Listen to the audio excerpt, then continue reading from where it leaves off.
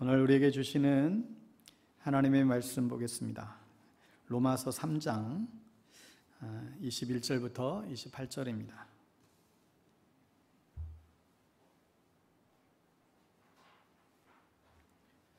로마서 3장 21절에서 28절 말씀, 우리 찾으셨으면 자리에서 일어나셔서 하나님의 말씀 우리 교독하여 하나님의 말씀 선포하겠습니다. 로마서 3장 21절부터 28절입니다. 이제는 율법 외에 하나님의 한 의가 나타났으니 율법과 선지자들에게 증거를 받은 것이라. 곧 예수 그리스도를 믿음으로 말미암아 모든 믿는 자에게 미치는 하나님의 의니 차별이 없느니라. 모든 사람이 죄를 범하였음에 하나님의 영광에 이르지 못하더니 그리스도 예수 안에 있는 속량으로 말미암아 하나님의 은혜로 값없이 의롭다 하심을 얻은 자 되었느니라. 이 예수를 하나님이 그의 피로써 믿음으로 말미암는 화목제물로 세우셨으니 이는 하나님께서 길이 참으시는 중에 전에 지은 죄를 간과하심으로 자기의 의로우심을 나타내려 하심이니 곧 이때에 자기의 의로우심을 나타내사 자기도 의로우시며 또한 예수 믿는 자를 의롭다 하려 하심이라. 그런즉 자랑할 때가 어디냐? 있을 수가 없느니라. 무슨 법으로냐? 행위로냐? 아니라 오직 믿음의 법으로니라. 그러므로 사람이 의롭다 하심을 얻는 것은 율법의 행위에 있지 않고 믿음으로 되는 줄 우리가 인정하노라. 아멘. 우리가 사순절기 동안 복음의 가장 기본, 다시금 이 신앙의 기초에 대한 부분들을 이제 다루고 있습니다. 오늘은 십자가와 칭의의 복음에 대한 주제로 하나님의 말씀 전하겠습니다. 똑같은 소리 또 하신다 할지 모르겠지만 마치 우리가 해마다 또 정기적으로 정기 검진을 우리가 받듯이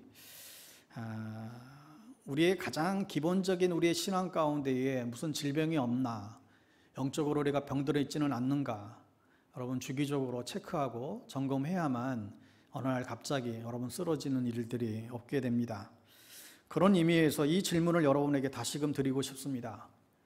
여러분들은 정말로 하나님을 믿으십니까? 정말로 하나님을 믿으십니까? 그리고 그 하나님을 믿는 그 믿음의 내용은 무엇인가요? 예수님은 수시로 사람들에게 또 제자들에게 너희들은 나를 믿느냐? 이런 질문을 자주 하셨어요. 우리가 왜 이런 질문들을 우리 자신들에게 계속해서 해야 되는가 하면 바로 우리도 주님 앞에 서는 일들이 곧 오기 때문에 그렇습니다. 목사를 자기 아버지로 두고 평생을 그리 어려움 없이 학교를 다니고 또 직장을 다니고 그러다가 아버지 뒤를 따라서 신학교를 가고 또 졸업을 해서 목회를 하는 어느 목회자가 있었습니다. 갑자기 아버지가 돌아가시는 바람에 그 교회에 담임 목사가 되고 배운 대로 경험한 대로 그렇게 목회를 해 나갔는데 그러던 중에 어느 교회에서 이 선교 축제 기간이 있었는데 그 선교 축제 기간 가운데에 어느 무명의 평신도 선교사가 마지막 설교를 하게 됐다고 합니다. 굉장히 볼품없이 보이는 이 평신도 선교사님은 역시나 볼품없는 그런 간증을 하였다고 하지요.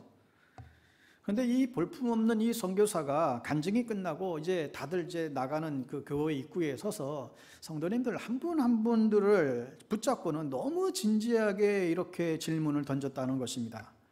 형제님은 하나님을 만나셨습니까? 모든 사람마다 손을 붙잡고 당신은 하나님 만나셨습니까? 근데 순간 이 목사님이 당황을 했고 그 질문이 자신에게도 이어질 것을 알았어요. 역시나 이 무명의 평신도 선교사님은 그 목사님의 손까지 붙잡고는 똑같은 질문을 했고 이 목사님은 그 위기를 그냥 어색하게 그렇게 넘기고는 집에 돌아옵니다. 하지만 집에 와서 잠을 들지를 못합니다. 결국 이 목사님은 그 선교사님의 숙소로 다시 찾아가서 근데 마치 올 줄 알고 기다렸다는 듯이 이 선교사님과 밤새 함께 울며 기도했고 다시금 복음 앞에 하나님 앞에 서는 그런 시간을 갖게 됩니다. 그리고 그 이후로 그 교회가 정말로 영적으로 큰 성장을 이루었다는 그런 간증을 들은 바가 있습니다. 여러분, 진정 내가 믿는 믿음이 아니고 내가 충성하는 충성이 아닐 수 있음을 우리는 알아야 됩니다. 정말 나에게 믿음의 실제가 있는가? 여러분, 신앙생활에 있어서 가장 중요한 건 기독교 신앙에 있어서 전부라고 할 수 있는 게 바로 이게 복음이지요. 복음이 무엇입니까? 복음. 우리가 이 유앙겔리온이라는 단어를 쓰는데 복음이 무엇입니까? 복음 말 그대로 굿뉴스죠. 좋은 소식입니다. 복음은 예수 그리스도 우리 주시죠. 복음이 뭐예요? 아파트 당첨된 게 복음이 아니에요. 복음은 자녀가 무슨 시험에 합격한 게 이게 복음이 아니에요. 복음은 내 삶에 무슨 예수 믿고 복 받고 고통이 끝나고 이제 행복이 시작되고 예수 믿으면 만사 형통하고 이게 복음이 아니에요. 지난주 우리 살펴봤지만 예수 믿어도 여전히 우리의 삶에 고난이 있고 아픔이 있지요. 복음은 예수 그리스도신데 이 예수가 누구냐? 그리고 이 예수 그리스도가 하신 일이 무엇일까? 로마서 1장 16절에 나는 복음이 부끄럽지 아니하노니. 왜요? 이 복음은 모든 믿는 자에게 구원을 주시는 하나님의 능력이 되기 때문이다. 구원은 모든 이에게 주시는 선물이래요. 유대인들만, 부자들만, 어떤 특권층들만, 특별한 사람들에게만 주어지는 것이 아니라는 거예요. 예수 그리스도를 구주로 믿는 모든 사람들에게 차별 없이 구원은 주어진다는 사실이죠. 그래서 바울은 나는 이 복음이 너무너무 자랑스럽다. 여러분, 이 복음의 높이와 넓이와 깊이를 발견하는 여러분의 삶이 되기를 바랍니다. 신앙생활을 10년, 20년, 30년 오래 하셨던 분일수록 첫사랑에 대한 동경에 빠지는 경우가 있습니다. 그때가 좋았는데, 그때가 뜨거웠는데, 그런 그리움에 이제 사로잡힌 분들이 많이 계시죠. 어쩌면 개인적으로 신앙의 어떤 권태기에 들어갔다는 것을 느끼고 있기 때문이죠. 오래 신앙생활을 했음에도 불구하고 생각대로 변하지 않는 자신의 모습에 대해서 괴로워하는 사람들이 많이 있습니다. 자기 자신을 평가할 때도 나는 아무래도 너무 게으르다, 나는 아무래도 너무 부족하다, 지쳤다, 나는 너무 나태하다, 이렇게 실망하는 사람들이 많이 계십니다. 만일 우리의 복음이 처음 믿을 때만 기쁘고 우리가 죽어서 천국 가는 때만 우리가 기쁨이라고 한다면, 그리고 오늘 우리가 살아가고 있는 이 수많은 고통과 삶의 여건 속에서 아무런 영향을 이 복음이 끼치지 못한다고 한다면 우리의 복음에 뭔가 문제가 있지 않을까 물음을 던져야 됩니다. 복음은 과거뿐만 아니라 현재 미래까지도 영향을 주는 것입니다. 그렇다면 과거 복음의 감격을 맛봤던 자들이 지금 현재에는 그 복음의 능력 가운데 살지 못하고 있다고 한다면 혹 여러분들이 복음을 잘못 이해하고 있을 수도 있습니다. 너무나 많은 사람들이 사실 영적인 나태함과 근심에 빠져 미지근함에 빠지는 경우들이 많이 있습니다. 여러분, 살아있는 믿음과 이 권태는요 결코 같이 갈 수가 없는 거예요. 저는 오늘도 이 복음을 통해서 여러분들이 이 영적인 이 권태기가 다시금 종식되고 다시금 살아있는 믿음 위에 든든히 설 수 있게 되기를 바랍니다. 믿음의 여정이 있습니다. 우리 신앙의 구원의 서정의 시제가 있는데 한번 도표 잠깐 보여주시면 좋겠는데, 여러분, 신앙생활은 세 가지의 여정이 있어요. 첫째는 예수를 처음 믿는 이 믿음의 시작이죠. 처음 믿는 그 순간에 칭의, 이게 이루어집니다. 그러니까 예수를 주로 고백하고 이 믿는 사람들은 전부 다 칭의, 의롭다함을 받는 이 과거를 우리는 다 가지고 있어요. 그리고 오늘을 살아가고 있는 주님 다시 오실 때까지 우리가 계속해서 살아가는 이 신앙의 여정, 이 믿음의 여정, 예수 그리스도를 닮아가는 그 과정, 이것을 우리는 성화의 과정이다, 이렇게 우리는 얘기할 수 있습니다. 그리고 우리가 죽는 날, 하나님 나라에 들어가게 되는 날, 주님이 이 땅에 다시 오시는 날, 우리는 그때 완전한 그리스도의 몸으로 변화되어지는 그런 영화의 몸으로 영광스러운 하나님 나라에 이르게 되는 그런 영화의 단계가 있지요. 이 세 가지가 우리 신앙의 모습으로 존재합니다. 근데 왜 많은 사람들이 신앙의 곤토에 빠질까요? 과거는 있어요. 첫사랑을 다 그리워해요. 미래도 있어요. 천국에 대한 소망도 분명히 가지고 있어요. 그런데 현재의 감격이 없는 거예요. 이 말은 이 현재의 구원을 우리가 못 누리고 있다라고 하는 것이죠.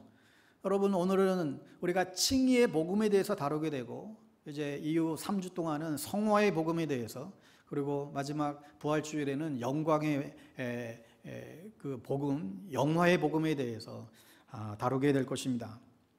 여러분, 신앙생활을 좀 오래 하신 분들은 물어보세요. 스스로에게. 나는 요즘 뜨거운가? 나는 아주 열정적인가? 당신 요즘 신앙생활이 좀 어때? 여러분 스스로에게 한번 물어보세요. 나는 어떤가? 아마 대부분 자신 있게 대답하지 못할걸요. 그럼 복음은 처음 믿을 때만 뜨거운 건가? 정말 천국 갈 때만 뜨거운 건가?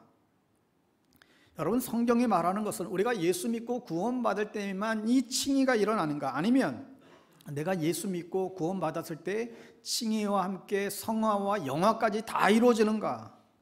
여러분, 우리가 예수를 믿을 때 이미 우리의 과거의 죄, 현재의 죄, 미래의 죄까지도 우리는 다 해결받은 존재임을 여러분 믿으시기 바랍니다.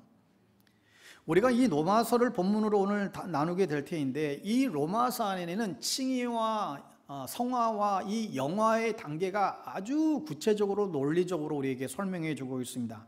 로마서의 주제를 하나로 이야기한다라고 한다면 무엇이겠습니까? 1장 16절이에요. 아까 언급했던 로마서 1장 16절 말씀 한번 띄워줄 수 있나요? 로마서 1장 16절 같이 한번 읽겠습니다. 시작. 내가 복음을 부끄러워하지 아니하노니 이 복음은 모든 믿는 자에게 구원을 주시는 하나님의 능력이 됨이라. 먼저는 유대인에게요, 그리고 헬라인에게로다. 로마서 전체는 이 주제를 놓고 지금 설명해 나가요. 근데 이 설명이 뭐냐? 이 복음은 모든 믿는 자에게 구원을 주시는 하나님의 능력이 됩니다. 이 능력은 과거에도 일어났고 현재에도 일어났고 앞으로도 일어날 것입니다.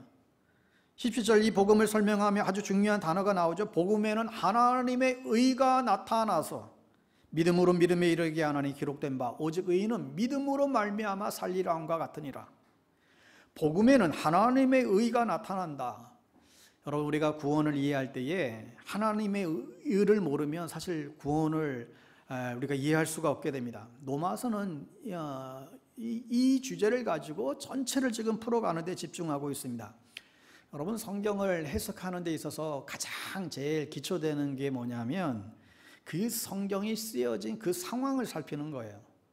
이게 어떤 상황 가운데에서 이 말씀이 쓰여졌는지, 그리고 어떤 의도로 이 편지, 이 서신이 쓰여졌는지, 또 어디에서 누구에게 쓰여졌는지 우선적으로 살펴보게 됩니다. 그래서 어느 성경을 공부하든지 성경 공부할 때 첫 시작은 먼저 그 성경의 그 시대적인 배경을 이제 살피는 데 있습니다. 그래서 이 로마서를 보면 이 로마서를 쓴 수신자는 바울이에요. 1장 1절에서 우리가 알 수 있듯이 예수 그리스도의 종 바울은 하면서 이 편지가 시작이 됩니다. 그러면 편지를 받는 사람은 누구예요? 편지의 대상은 1장 7절에 가보면 로마에서 하나님의 사랑하심을 받고 성도로 부르심을 받은 모든 자들에게, 로마에서 하나님의 사랑하심을 받고 있는 모든 성도들에게 인사하면서 편지를 쓰고 있어요. 그러니까 이 편지는 복음을 전혀 모르는 사람들에게 쓰여진 편지가 아니라 이미 로마에서 예수를 믿고 있는 사람들을 향하여 바울이 쓴 편지라는 것입니다. 로마서에 이제 특징이 있는데 다른 서신들처럼 이것도 로마 교회를 향한 편지예요. 여러분, 그런데 다른 이제 바울의 서신서들은 보면 대부분 다 바울이 자기가 다 거쳐갔던 교회들이에요. 또 자기가 세웠던 교회들도 있지요. 골로새 교회, 에베소 교회, 빌립보 교회 다 그렇습니다. 그런데 이 로마서는 바울이 한 번도 로마를 간 적이 없어요. 바울이 로마 교회를 세운 게 아니, 이미 복음이 흘러가서 로마 교회에 복음이 이제 예수를 믿고 알고 있는 성도들이 있었다는 것이죠. 여러분, 그런데 바울이 로마에 있는 성도들로부터 여러 가지 소문을 듣게 되고 그 소문 때문에 이 편지를 쓰게 됩니다. 무슨 소문일까요? 로마 교회 안에 먼저 믿었던 유대인들과 이방인들 사이에 갈등과 차별의 문제로 인해서 계속 교회 안에 분쟁이 생기고 다툼이 일어났다는 거예요. 여러분, 복음은 예수 그리스도신데 이 복음의 특징 중에 하나는 차별이 없다는 것입니다. 유대인이나 이방인이나 어느 누구든지 주님 앞에 나올 때는 차별이 없어요. 구별이 없어요. 차별하지 않는 복음이에요. 여러분, 오늘날 우리 교회는 어떤가요? 우리 교회는 차별이 없습니까? 우리 교회 안에는 차별이 없죠? 차별 당하신 분이 계십니까? 교회는 어떤 사람의 환영을 더 받습니까? 우리 교회는 그러지 않지만 옆 교회는 그럽디다. 또 많은 교회가 그럽디다. 세상적인 위치와 성공한 사람들이 교회 안에서도 대접을 받읍디다. 똑같은 사회에서 좀 어떤 지위, 높은 지위에 있는 사람이 교회에 와서도 똑같은 대우를 받으려고 또 이상한 습관들이 있어요.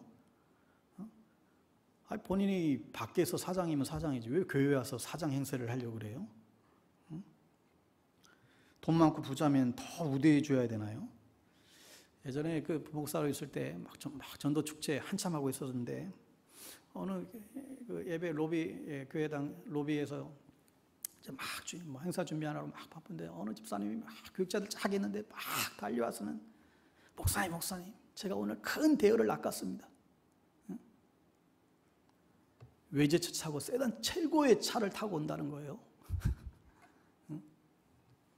그래서 본인이 그냥 막 한껏 막 들떠 있어요. 제가 그런 사람을 자기가 전도했다는 거죠. 교회 전도하는 건 좋은데 외제차 좋은 차 타고 오는 거가 그게 무슨 상관이 있어요?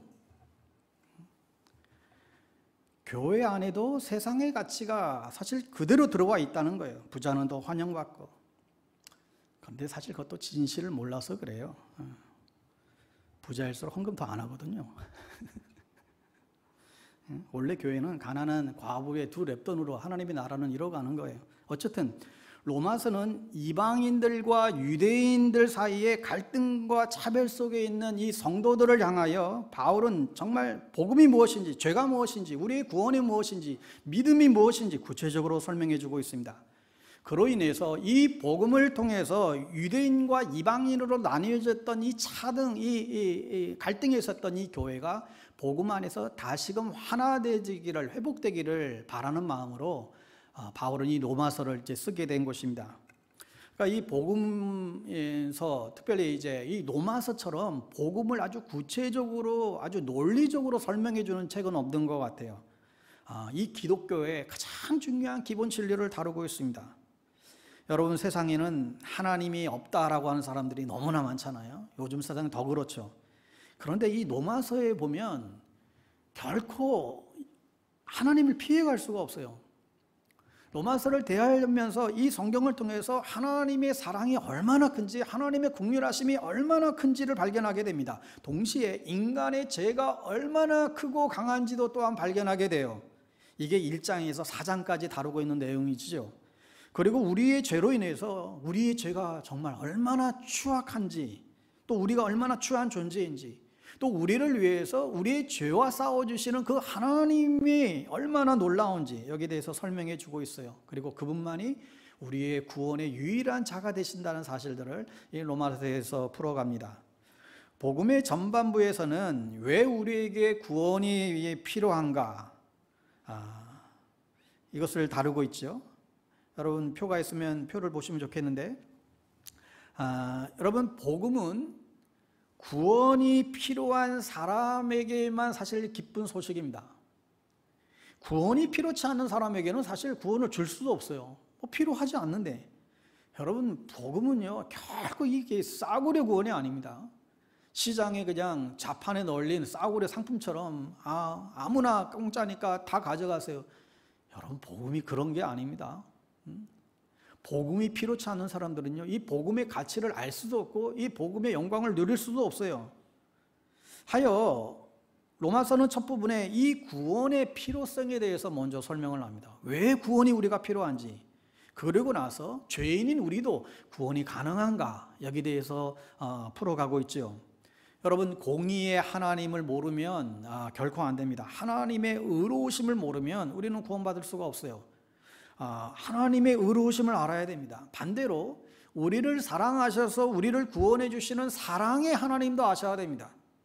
그런데 우리의 실수는 뭐예요? 너무 사랑의 하나님만 너무 강조해 가지고 죄를 너무나 우습게 여기고 그냥 대충 살아도 하나님, 사랑의 하나님이 다 그냥 용서해 주시고, 여러분, 그렇게 어리석은 구원을 얘기하시는 그런 분들도 계세요.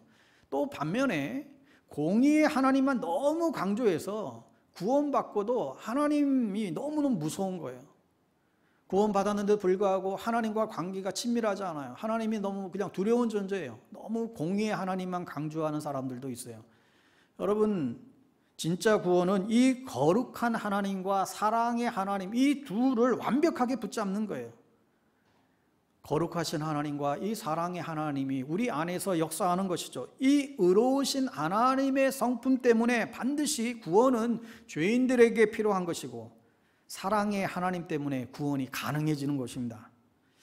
자, 먼저 왜 우리에게 구원이 필요한가? 이게 로마서 1장 4장의 내용인데, 여러분, 한 학생이 고등학교 졸업하자마자 운전면허를 따랐어요. 운전을 하고 싶은 열망에 졸업과 동시에 운전면허를 땄는데, 운전면허를 따면 뭐 하고 싶어요? 운전하고 싶은 거예요. 그러니까 자기 차가 없으니까 아버지 차를 몰래 이제 타기를 시작했습니다. 그러다가 꼭 일이 생기잖아요. 사고가 난 거예요. 차가 한쪽이 아주 그냥 찌그러졌어요. 그런데 순간 이게 차가 고장 사고 난 게 더 무서워요? 아버지 만날 생각이 더 무서워져요? 이 아들은 이 아버지 만날 생각이 더 무서워진 거예요. 여러분, 로마서는 이거를 말하는 것입니다. 죄인인 인간은 아버지를, 하나님을 대면할 수밖에 없게 됩니다. 인간은 심판자 하나님 앞에 서게 된다는 것이죠. 그래서 복음은 자신의 이 잘못과 이 죄를 깨달은 사람에게만 필요한 거예요. 그래서 마틴 루터가 일찍이 이야기하기를, 구원의 필요성을 느끼지 않는 사람에게 구원받으라고 하는 말은 아무런 소용이 없다. 그래서 로마서는 왜 구원이 필요한지에 대해서 앞부분에서 계속해서 강조합니다. 아무리 구원의 필요성을 느끼지 못하는 사람에게 구원을 외친들 소용이 없다는 것이죠. 여러분, 사실 구원은요, 내 자신이 얼마나 연약하고 죄악된 심각한 죄인인지 깨닫는 자만 필요한 것입니다. 그래서 로마서가 우리에게 구원이 필요한 이유는 우리가 그동안 저질러 왔던 이 죄 때문이다. 이 죄는 어느 누구도 하나님 앞에서 피할 수가 없다. 그래서 로마서는 1장에서 고발하기를, 성경을 전혀 잘 모르는 혹시 저 이방인들의 이 죄의 문제, 이방인들이 할지라도 너희들도 죄인이고, 또 2장에 가서는 먼저 하나님을 믿었던 유대인들도 너희들도 죄인이고, 또 3장에 가서는 모든 사람이 다 죄를 범하였음에 모든 사람들이 다 죄인이다 아주 선언을 하고 있습니다. 이걸 논리적으로 설명해 가요. 1장 18절 이하에 보면 모든 경건하지 않은 불의와 죄에 대해서 21가지 죄악들을 나열하고 있어요. 이게 다 이제 이방인의 죄예요. 1장에서는 이방인들의 죄에 대한 게 21가지 그 목록을 나열하고 있는데, 이 편지를 처음 받아든 이 로마의 유대인 그리스도인들은 어떤 느낌이 들겠어요? 그럼 그렇지, 우리와 이방인들은 격이 다른데 저들은 저런 죄악 가운데 있는 아주 형편없는 사람들이야. 아주 그런 우월감에 있었어요. 그런데 2장으로 가면서 2장 1절에 보면, 그러므로 남을 판단하는 사람들아 라고 딱 시작하면서 이번에는 이방인들을 정죄하는 유대인들을 향하여서, 너희는 남을 판단하면서 니들은 깨끗하다고 하느냐? 니들도 다 똑같다. 유대인의 죄에 대해서 쫙 나열합니다. 그리고 3장에 넘어와서 유대인이나 헬라인이나 다 죄 아래에 있다. 의인은 하나도 없다. 23절에 가보면 모든 사람이 죄를 범하였음에 하나님의 영광이 이르지 못하게 된다. 그래서 로마서는 이 하나님의 죄에 대한 하나님의 진노를 말하고 있습니다. 모든 거짓과 이 심판이 죄 속에 있는 사람들에게 임한다는 거예요. 그러니까 우리 인간은 죄를 지을 수밖에 없는 존재잖아요. 그래서 의로우신 하나님은 반드시 죄를 심판하시는데, 여러분 그 가운데에 오늘 읽지는 않았지만 1장에 가보면요, 가장 큰 죄가 뭘로 소개되는가 하면 하나님을 인정하지 않는 죄예요. 여러분 성경은 세상에 안 믿는 사람을 향해서 이렇게 이제 선언하고 있습니다. 1장 19절에 가보면 하나님을 알만한 것을 사람들의 마음속에 다 집어넣었다는 거예요. 이는 하나님을 알만한 것이 그들 속에 보임이라 하나님께서 이를 그들에게 보이셨으니라. 하나님을 모르는 이방인들이라 할지라도 다 하나님을 알 수 있는 것을 집어넣었다. 왜요? 양심을 주셨기 때문에. 하나님을 전혀 들어보지 못했던 사람들도 자기가 죄인인 것을 알 수 있다는 거예요. 여러분, 하나님을 알만한 것이 두 가지가 있는데, 하나는 양심이고요, 또 하나는요, 우리 안에 영이 있다는 거예요. 여러분, 양심은요, 인간에게만 있어요. 양심은 누가 보든지 말든지 우리 안에 어떤가에 어떤 거리끼는 게 있으면 뭐든가 다 느끼는 것이죠. 마음에 걸리는데도 불구하고 그것을 행하게 되면 그게 불순종이고 그게 죄악 아니겠어요? 우리에게 또 영이 있어요. 인간에게만 하나님이 주신 영이 있어요. 여러분, 아무리 원숭이가 똑똑해도 마음이 공고하고 또 컬컬해서 뭐 무당집 찾아가는 경우를 봤습니까? 원숭이가 심적으로 너무너무 힘든 게 있어가지고 하나님 만나기 위해서 무슨 성경 공부를 합니까? 그러지 않잖아요. 하나님은 사람에게만, 우리에게 주신 하나님을 찾고자 하는 그 영을 주셨다는 거예요. 그래서 핑계할 수 없다. 로마서는 우리가 하나님에게서 결코 도망가지 말라, 그래서 요청을 하고 있습니다. 또 1장 20절에 가보면 양심만이 아니라 그가 만드신 자연 만물을 통하여서 우리는 하나님을 알 수 있다. 온 세상 자연 만물을 봐서도 하나님을 알 수가 있어요. 여러분, 정말 때때로요, 정말 아름다운 자연 광경을 봤을 때 정말 주 하나님 지으신 모든 세계, 이 찬양의 고백이 여러분 나오지 않습니까?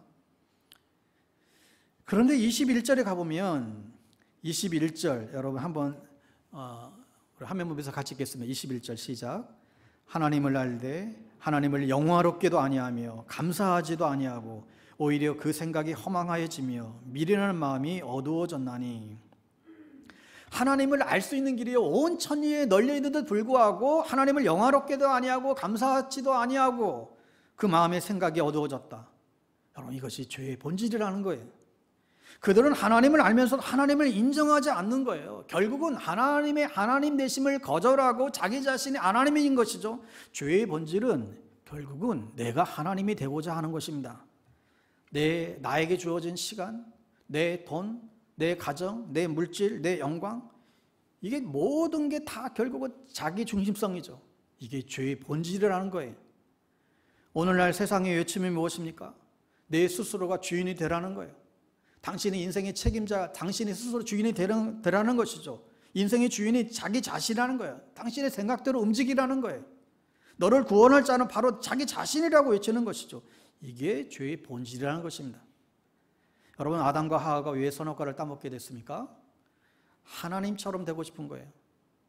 사단이 선악과를 따먹으면 하나님처럼 눈이 밝아질 것이다, 이 유혹에 넘어간 것이죠. 이 선악과 사건으로 모든 죄의 시작, 비참한 결과가 시작이 된 것입니다. 사단이 하는 일이 바로 그것입니다. 우리의 눈을 가리고 귀를 가리고 주의 말씀을 깨닫지 못하는 거예요. 그래서 이 눈에 가려진 이 비닐은 복음을 우리가 온전히 이해하고 깨달을 때만 이것을 우리가 벗겨지게 해야 됩니다. 여러분, 구원에 있어서 필요한 것은 내가 구원이 필요한 자라는 것을 여러분 인정할 때에 시작이 됩니다. 거기에서부터 구원은 시작이 일어나요. 여러분, 우리의 생명은 하나님께 있어요. 우리의 코의 호흡은 하나님께 있어요. 여러분이 아무리 똑똑해도 똑똑한 죄인이에요. 하나님이 내 호흡 가져가 보면 그날로 끝나는 거예요. 생명의 주인은 하나님이시고 시간의 주인도 하나님이시고 물질의 주인도 하나님이세요. 내가 죽을 똥 살 똥 열심히 해서 여러분이 무슨 재물을 걷는다 할지라도 하루아침에 걷어가 버릴 수 있어요. 하루아침에 끝날 수 있어요. 여러분, 이걸 빨리 깨달아야 됩니다. 하여 우리가 이 죄의 근본적인 문제, 이 자기 중심성을 해결하지 않으면, 그리하여 주님의 이 주되심에 우리가 날마다 순종하지 않으면 내 안에 이 죄가 마치 공장처럼 죄가 계속해서 불의는 계속해서 나타나요. 불의를 행하는 자에게 결국 하나님의 진노가 임하게 된다는 거예요. 여러분, 그 결과 보세요. 하나님의 진노는 1장 24절에 마음의 정욕과 더러움에 내버려두고, 또 26절에 부끄러운 욕심에 내버려두고, 28절에 상실한 마음대로 내버려두었다. 그러니까 로마서 1장에 나타나는 우리 죄로 인한 하나님의 진노의 결과가 뭐냐 하면 우리에게 무슨 막 벌을 내리고 무슨 사고가 나고 갑자기 막 질병이 걸리고 이게 아니라 내버려둔다는 거예요. 하나님의 심판의 결과, 우리를 내버려두는 거예요. 하나님이 우리를 내버려두었을 때 그 결과가 어떻게 되는지 자세히 설명하고 있어요. 25절에 피조물을 조물주보다 더 경배하고 섬기니라. 피조물을 조물주보다도 더 경배하고 섬겼다. 우상숭배에 빠졌다는 거예요. 정말 하나님이 창조주시고 우리는 피조물이라고, 우리는 하나님을 향해서 마땅히 찬양하고 경배하기 마땅한 존재인데, 여러분 그런데 그 순리를 영리로 바꾸는 일들이 일어났다는 거예요. 여러분 죄라고 하는 것은 순리를 영리로 바꿔버리는 것, 이게 죄예요. 26절 27절 계속 그러한 내용입니다. 부끄러운 일을 행하게 하셨다. 부끄러운 욕심과 상실한 마음에 내버려 두었을 때 나타나는 현상이라는 것입니다. 하나님의 진노는 내버려 두는 거예요. 여러분 이게 얼마나 무서운 일인지 알아야 됩니다. 이게 심판이에요. 여러분 그 누구도 율법으로 행위로 이루어질 수 없습니다. 저도 청년 때에 주님 만나고 나서 죄와 싸워보려고 별의별 노력들을 많이 했던 것 같아요. 금식기도 가고 산기도 쫓아다니고 여러 은사 체험하려고 쫓아다니고 안 해보기 없는 것 같아요. 정말 내 안에 있는 이 죄의 문제를 이길 수 있다고 한다면 부지런히 쫓아다녔어요. 내가 할 수 있는 종교적인 행위는 정말 다 해봤어요. 그러나 늘 넘어지고 늘 쓰러지는 저 자신의 모습을 보면서 얼마나 괴로웠는지 몰라요. 여러분 누구도 자기 스스로 이 죄에서 벗어날 수가 없습니다. 그러다 알게 된 거예요. 정말 구원을 위해서 필요한 것은 이 완벽한 절망을 경험할 때예요. 내 힘으로 안 되는구나. 절대 은혜로만 가능한 것이구나. 정말 주님이 막아주셔야 되는 것이구나. 그래서 하나님의 은혜가 얼마나 큰지를 발견하게 되는 것이죠. 로마서 1장에서 3장 20절까지 모든 사람들을 다 죄 아래로 끌어내려오고 있습니다. 어느 누구도 이 죄에서 벗어난 인간이 없다. 그러나 이러한 죄의 절망 속에 있는 우리들에게 놀라운 복음이 선포되죠. 의로우신 하나님께서 우리가 구원받을 수 있는 길, 이 죄의 문제가 해결되어져야 되는데 하나님의 진노의 심판에서 자유케 되는 그 길이 무엇인가? 21절 말씀이죠. 21절 우리 함께 읽겠습니다. 21절 시작. 그러나 이제는 율법 외에 한 의가 나타났으니 율법과 선지자들에게 증거를 받은 것이다. 그러니까 율법이나 행위가 아닌 다른 방법이 나타나는 거예요. 여러분 율법이라고 하는 것은요 다 지켜야 되는 것입니다. 너희들 사랑해라, 감사해라, 교만하지 말아라, 도둑질하지 말아라, 안식일 지켜라, 음란하지 말아라, 수많은 위선 떨지 말아라. 성경에 하지 말라라고 하는 것이요 600몇 개, 수백 개가 나와요. 근데 왜 이걸 보여주고 있습니까? 이 수많이 나오는 하라 하지 말라. 우리가 이것을 하지 못한다, 우리의 힘으로 못 지킨다, 이걸 알라는 거예요. 율법은 죄를 깨닫게 하는 역할이죠. 그렇게 애쓰고 노력해도 이롭게 될 수 없었는데 22절에 곧 예수 그리스도를 믿는 믿음으로 말미암아 모든 믿는 자에게 미치는 하나님의 의인이 차별이 없느니라. 곧 예수를 그리스도로 믿는 것입니다. 예수님이 바로 구약에서부터 예언했던 이 메시아 기름 부음을 받은 자이다, 이 사실을 믿음으로 받아들임으로 말미암아 의롭게 된다. 여러분 그러니까요 우리가 예수를 믿고도 죄를 짓잖아요. 그러나 예수 그리스도를 믿는 순간 하나님의 완전한 의가 100% 우리 가운데 전가된다는 거예요. 여전히 우리는 죄악 가운데 거할 수밖에 없지만 하나님의 의가 우리 가운데 온전히 덮쳐짐으로 말미암아 그 모습을 보고 우리를 의롭다 여겨주시는 것입니다. 그래서 24절에 그래서 예수 안에 있는 속량으로 말미암아 하나님의 은혜로 값없이 의롭다 하심을 얻는 자 되었다. 여러분 여기 보면 속량이 무엇입니까? 속량하다, 구속하다라는 거예요. 대가를 지불하고 샀다라는 의미입니다. 여러분 이 당시에는요 노예 제도가 굉장히 발달했던 그런 시절이었습니다. 요일마다 시장에 나가면 노예들이 그냥 줄비에 서 있습니다. 그리고 노예들이 어떻게 서 있어요? 다 목에 편말 하나 다 달고 있어요. 나는 얼마짜리 쫙 서 있습니다. 그럼 사람들이 들어가면서 이거 가격도 흥정하고 노예를 물건처럼 그렇게 사고 파는 거예요. 노예 시장에 나온 노예들은 어떻게 해서든지 팔려가야만 그래도 자기 삶이 좀 나아지는 거예요. 안 팔려가게 되면 또다시 돌아가게 되면 마치 그냥 막 사육장애처럼 그냥 노예들을 집단 사육시키고 아주 비인간적인 그런 삶을 살게 되는 것이죠. 그러니까 어떻게든지 막 자기를 좀 사달라고 노예 시장에서 노예들이 다 그렇게 서 있습니다.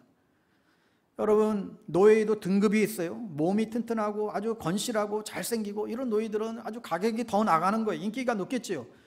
그런데 가장 형편없는 노예를 아무도 거들떠보지 않는, 어쩌면 장애가 있는지도 모르겠어요. 가장 초라한 노예를 지목해서 상상할 수 없는 대가를 지불해서 그 노예를 사갔는데 그분이 예수님이에요. 사람들이 다 비웃어요. 아니 그런 쓸모없는 노예를, 아니 그런 비싼 대가를 주고 저 노예를, 필요 없는 저 노예를 사가냐고. 남들이 보기에는 좀 미친 것 같은 말도 안 되는 그런 행동을 한 거예요. 그러나 그 주님은 그 한 사람의 생명이, 인생이 얼마나 존귀한 존재인지, 천하보다 귀한 소중한 존재인지를 아는 것이죠. 여러분, 구원은 예수 그리스도께서 당신의 피값으로 나를 사신 거예요. 죄 없으신 주님께서 인간의 죄를 대신해서 십자가의 형벌의 대가를 대신 치르신 것이죠. 죄인된 인간이 우리가 구원받을 수 있는 길은 오직 죄 없으신 주님께서 대속제물이 되어 주셔서 우리를 대신 사주할 때만, 우리를 구속해 줄 때만, 다른 방법이 없어요. 이게 구원의 시작입니다.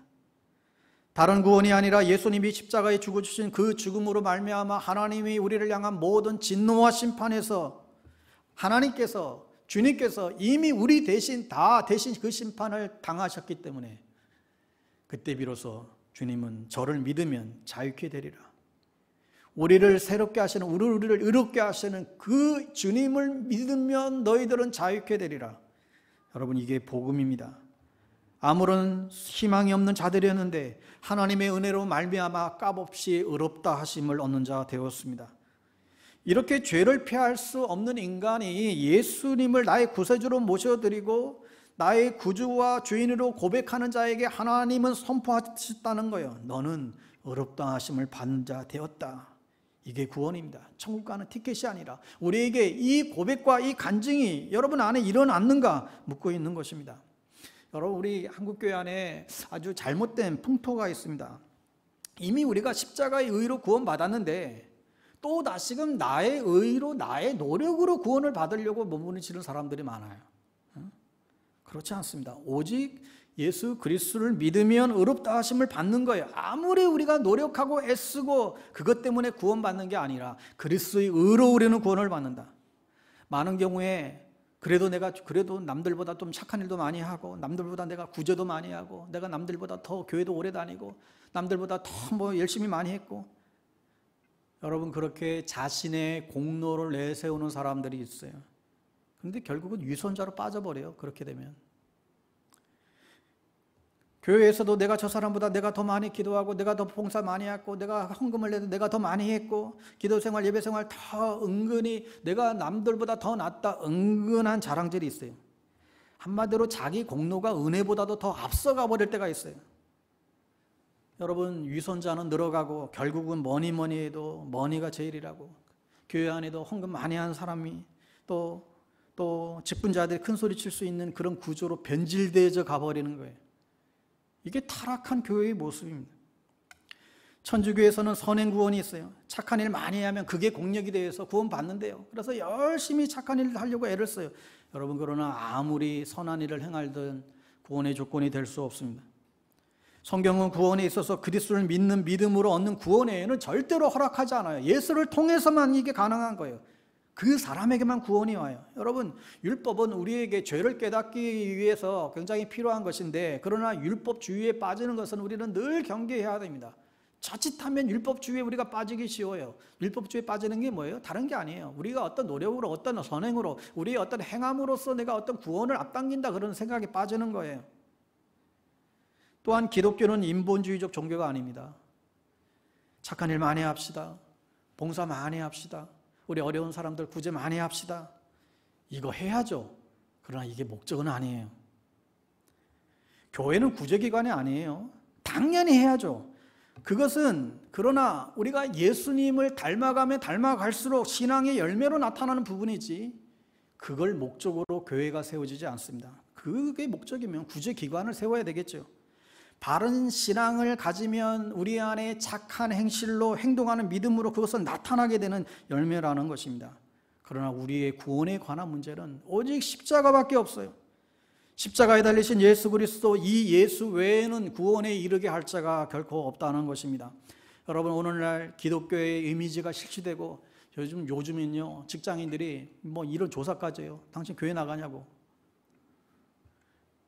교회 직장인들이 교회 나간다고 교회 나가지 말라고 그렇게 아예 대놓고 얘기를 해요. 응? 직장에서 지금 코로나 때문에 그렇지만 하여튼 교회 가지 말라고. 여러분, 그럼에도 불구하고 우리가 예수를 꼭 믿어야 되는 이유가 뭡니까? 이렇게 괄시들을 하는데 우리가 이 예수를 놓치지 알아야 되는 이유가 어디에 있습니까? 결코 타협할 수 없는 구원이에요. 여러분, 우리 모두가 예수가 필요하고 십자가 복음이 필요한 것은 여러분, 인간은 절대 소망이 없어요. 절망적인 상태예요. 예수의 복음 외에는 해결할 수가 없어요. 여러분, 예를 들어서 여러분 안에 무슨 불이 난다든지 우울증이 빠진다든지 누군가를 용서하지 못하고 복수하고 싶은 마음이 들끈다든지 여러 가지 좌절과 근심 가운데에 또 남들과 어떤 비교의식에 또 패배의식에 열등의식에 여러분 스스로가 감당하지 못하는 그런 상황들 여러분 어떻게 해결하세요? 해결할 방법이 없어요. 공부를 많이 한다고 해결할 수 있겠습니까? 돈이 있다고 그 문제가 해결이 되겠습니까? 여러분, 돈이 있다고 여러분의 영적으로 여러분을 괴롭히고 여러분 힘들게 하는 그 상황들 해결할 수 있습니까? 방법이 없어요. 예수밖에는. 예수 십자가밖에는 우리의 인생의 문제를 해결할 길이 결코 없습니다. 돈 많아도요 잠을 못 자고요. 돈이 아주 많아도 잠이 안 오는 걸 어떻게? 잠이 안 올 뿐만 아니라 여러분 지옥 가요. 여러분, 지옥은 우리가 죽어서 심판받고 가는 지옥뿐만 아니라 여러분 이 땅 가운데에 정말 예수 그리스도를 붙잡지 못하면 다른 방법이 없다는 거예요. 인생이 너무 힘든 거예요. 돈이 많아도 힘들고 여러 가지 환경이 좋아도 힘들고 여러분 안에 화가 이 분이 올라오는 이걸 이길 수가 없어요. 죄의 유혹과 이 욕망의 포로에서 그걸 이겨낼 수가 없어요. 예수의 십자가밖에 없습니다. 십자가에서 우리를 의롭게 해주시는 이 칭의의 복음을 붙잡을 때만 이 모든 것을 이길 수 있습니다. 여러분 안에 날마다 이 구원의 기쁨이 회복되기를 바랍니다. 오직 구원은 하나님이 구원의 은혜를 베풀어 주셔야만 이게 가능한 일입니다. 오직 은혜로만 들어가는 거예요. 우리의 노력이 아닌 어린 양의 보혈로. 범죄한 우리가 어찌서리요? 어린 양의 보혈이 우리를 깨끗게 하시네. 주님의 그 은혜라는 것이죠. 이것이 우리에게 값없이 주어지는 것인데 우리는 이것을 값없이 받지만 이것을 위하여 주님은 아주 호되게 값을 치렀어요. 왜요? 의로우신 하나님은 반드시 죄를 심판해야 하기 때문에, 죄의 대가를 치러야 하기 때문에 그렇지요. 그래서 하나님의 사랑은요, 여러분 희생이 없는 사랑이 아니에요. 여러분 아무런 희생 없는 용서가 아니에요. 우리를 용서하시기 위해서 로마서 5장 8절의 말씀대로 우리가 죄인 되었을 때 그리스도께서 우리를 위하여 죽으심으로 우리를 향한 자신의 사랑을 확증하셨느니라. 우리가 죄인 되었을 때에 독생자를 죽이기까지 희생하는 것이 이게 사랑인 것이죠. 오늘 25절에 이 예수를 하나님이 그의 피로써 믿음으로 말미암는 화목제물로 세우셨으니 이는 하나님께서 길이 참으시는 중에 전에 지은 죄를 간구하심으로 자기의 의로우심을 나타내려 하심이니. 예수님이 우리의 화목제물에 제사를 지내요. 하나님과 원수되었던 우리 사이에 예수님께서 단번에 십자가에서 이 죄의 두터운 벽을 완전히 초전 박살내 버리셨죠. 그래서 대신 죽으신 거예요. 여러분, 구원에 이르려면 두 가지의 조건이 충족되어야 됩니다. 내가 죄인임을 깨닫고 예수 그리스도가 나의 죄를 대신해서 당하신 화목제물이 되신 주님이시다, 이 사실을 믿고 받아들일 때 우리는 구원에 임하게 됩니다. 27절에 그런즉 자랑할 때가 어디냐, 있을 수가 없느니라. 무슨 법으로느냐, 행위로냐, 아니라 오직 믿음의 법으로니라. 많은 사람들이 오늘날 이 복음의 기쁨과 감격을 우리가 놓쳐버리고 살아갑니다. 왜요? 나를 죄악에서 구원해 주신 그 구원의 기쁨이 오늘도 나에게 이루어지고 있다는 사실들을 우리가 잊어서 그렇습니다. 사랑하는 여러분, 혹 여러분 가운데 이 구원의 감격을 놓쳐버리고 여전히 죄악 속에서 끌려다니며 무기력하게 신앙생활을 하고 있는 분이 계십니까? 탕자가 아버지 집을 떠났을 때 자신의 죄인됨을 깨닫고 주님 앞에 아버지 집으로 돌이켜 왔듯이 십자가에서 이루신 이 구원의 은총을 다시금 깨닫고 하나님께 돌아오는 여러분 되기를 바랍니다. 인생의 터가 흔들릴 때 우리가 할 수 있는 단 한 가지 일은 예수밖에 없습니다. 우리의 삶이 흔들릴 때, 우리의 삶에 정말 그 짓누릴 때 우리가 해결할 수 있는 길은 주님께 돌아오는 길밖에 없습니다. 예수 앞에 나와 다시금 이 십자가에 달리신 예수 그리스도, 또 우리를 정결케 하시고 깨끗하게 하시는 이 복음의 역사로 말미암아 여러분의 삶에 날마다 승리가 있기를 주의 이름으로 축원합니다. 아멘. 우리 찬양으로 고백했으면 좋겠는데요. 우리 은혜로만 들어가네. 우리 이 찬양 정말 우리 신앙의 고백으로, 믿음의 고백으로 이 찬양 올렸으면 좋겠습니다.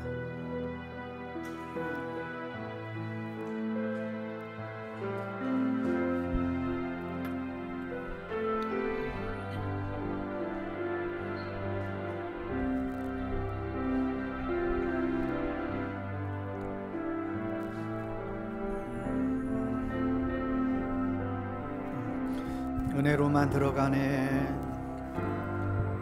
은혜로만 들어가네. 은혜로만 선다네.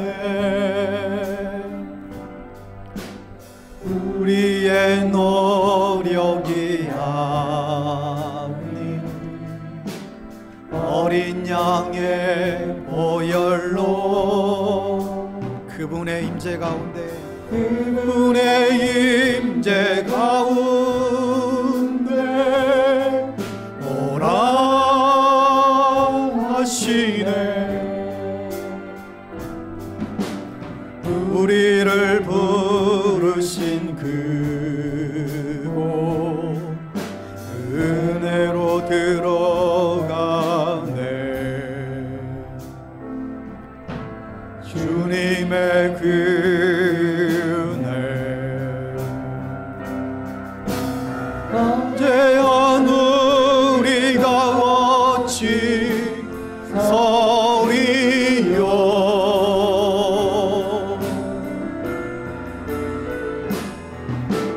어린 양의 보혈이 깨끗게 하시네.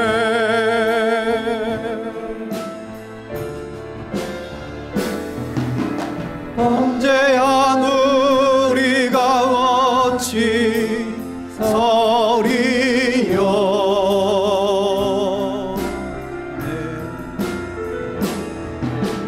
어린 양의 보혈이 깨끗게 하시네.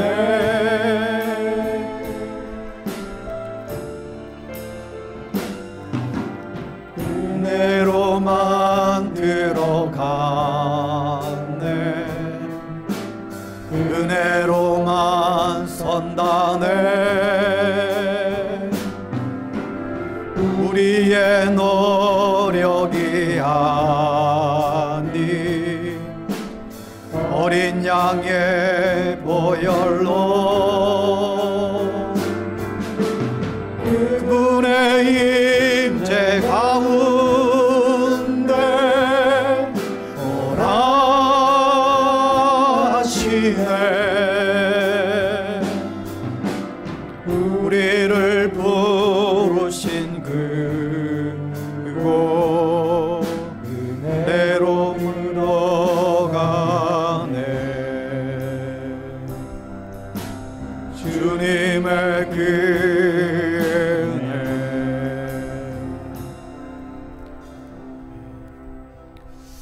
이 시간 우리 주신 말씀 우리 기억하며 한 번 더 마음을 다해 기도합시다. 정말 우리가 오직 은혜로만 우리가 주님 앞에 나아갈 수 있습니다.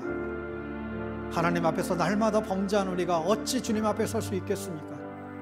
십자가에서 당신의 피를 흘림으로 말미암아 우리를 의롭다 하여 주시는 이 칭의의 복으로 말미암아 우리가 감히 하나님 앞에 설 수 있는 이 존재들이 되었습니다. 우리가 이 구원의 이 놀라운 기쁨을 우리가 잃어버리지 않고 이 감격을 우리가 소실하지 않고 날마다 이것을 맛보아하는 그런 믿음의 길 걸어갈 수 있도록 더 이상 미지근한 우리의 신앙의 삶이 아니라 우리를 죄에서 자유케 하시는 이 놀라운 구원의 기쁨과 감격 가운데 승리하는 우리의 삶을 살아갈 수 있도록 이 시간 오늘 말씀을 기억하며 우리 함께 기도하며 나가길 원합니다. 기도하시겠습니다. 하나님 아버지, 주님, 오늘도 우리 가운데에 놀라운 이 구원의 복음을 가르쳐 주셔서 감사합니다. 아버지 하나님이여, 모든 사람들은 하나같이 다 죄악 가운데 빠질 수밖에 없는 존재였습니다. 아버지 하나님이여, 더 이상 우리 자신의 힘으로, 내가 가진 힘으로만 더 이상 또 어떤 것도 해결할 수 없는 그런 존재들이었습니다. 아버지 하나님, 참으로 주님께서 우리를 구원해 주시지 않으면 결단코 아버지 하나님이여, 이 죄와 사망에서 우리가 해결할 수 없는 그런 존재들이었습니다. 아버지 하나님이여, 로마서 말씀을 통하여 우리에게 왜 구원이 필요한지 아버지 하나님이여, 우리에게 가르쳐 주셔서 감사합니다. 하나님 아버지, 참으로 구원받는 놀라운 아버지 하나님의 그 은혜의 비밀들을 우리 가운데 가르쳐 주셔서 감사합니다. 아버지 하나님여, 이 시간 가운데에도 하나님 우리의 귀를 열어주시고 우리의 마음을 열어주시고 눈을 열어주셔서 복음 대신 예수 그리스도를 우리가 바라보게 되기를 원합니다. 어느 누구도 구원이 필요치 않은 사람이 없음을 하나님 우리가 알게 해주시고, 아버지 하나님여, 이 구원은 우리가 아버지 하나님의 참으로 예수가 필요함을 날마다 주님 앞에 고백하며 나아갈 수 있도록 인도하여 주시옵소서. 우리 안에 선한 것이 없음을 아시는 주님께서 아버지 하나님, 오늘도 십자가의 의를 붙잡고 십자가에서 행하신 그 하나님의 놀라우신 구원의 역사들을 우리가 붙잡고 하나님 주님 앞에 나아가게 되기를 원하오니, 아버지 하나님이여, 이 시간 가운데에도 하나님께서 허락하신 그 놀라우신 그 은혜의 영광, 그 복음의 비밀들을 하나님 우리가 분명히 확신 가운데 알고 고백하며 달려나아갈 수 있는 하나님 이 시간 될 수 있도록 우리 한 사람 한 사람을 하나님 붙잡아 주시옵소서. 아버지 하나님의 그로 인하여서 하나님 우리 교회가 더욱더 복음의 기초 가운데에 든든히 설 수 있게 되기를 원합니다. 하나님 어떠한 가운데서도 흔들리지 않게 되기를 원합니다. 하나님 우리의 삶의 수많은 아버지 하나님 유혹과 공격 가운데서도 결단코 아버지 하나님 유동치 않는 하나님 믿음의 길을 걸어가는 저희들 될 수 있게 되기를 원하오니, 사랑하는 우리 모든 성도님들 한 분 한 분 가운데에 아버지 하나님의 복음의 확신과 능력으로 하나님 온전히 받을 수 있도록 은혜의 은혜를 더하여 주시옵소서. 오늘도 아버지 하나님 주님 앞에 아버지 부탁합니다. 성령 하나님 도우시고 인도하여 주시옵소서.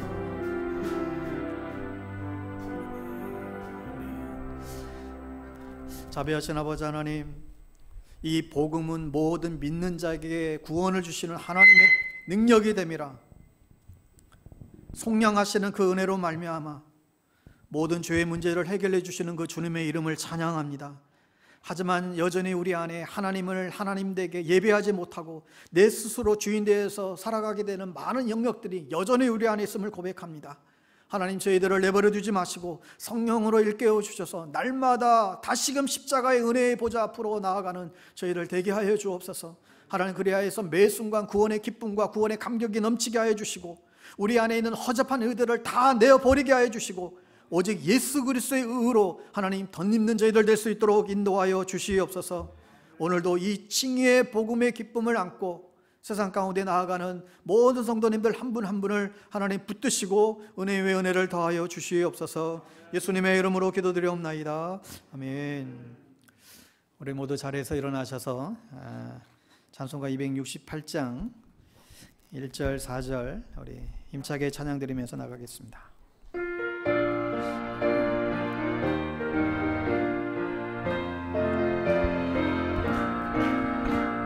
죄에서 자유를 얻게 하는 보혈의 능력, 주의 보혈, 시험을 이기고 승리되니 참 놀라운 능력이로다. 주의 보혈 능력이로다. 주의 피 믿으오. 주의 보혈 그 어린 양의 매우 귀중한 피로다. 구주의 복음을 전할 제목, 보혈의 능력, 주의 보혈, 날마다 나에게 찬송 주니 참 놀라운 능력이로다. 주의 보혈 능력이로다. 주의 피